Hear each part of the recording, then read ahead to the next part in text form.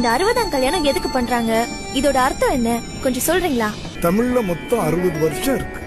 நாம பிறந்து 60 வருஷம் கழிச்சு நாம பிறந்த அதே வருஷம் திரும்பி வரும்.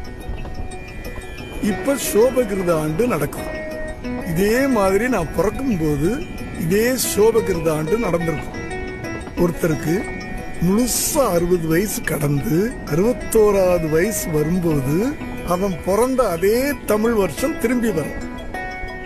அந்த நிகழ்வுக்கு பேர் தான் 60ஆம் கல்யாணம், மணிவிழா, சஷ்டியப்த பூர்த்தின்னு சொல்லுவாங்க. ஒரு மனுஷன் எத்தனையோ கண்டங்கள்ல இருந்து தப்பிச்சிருப்பான்.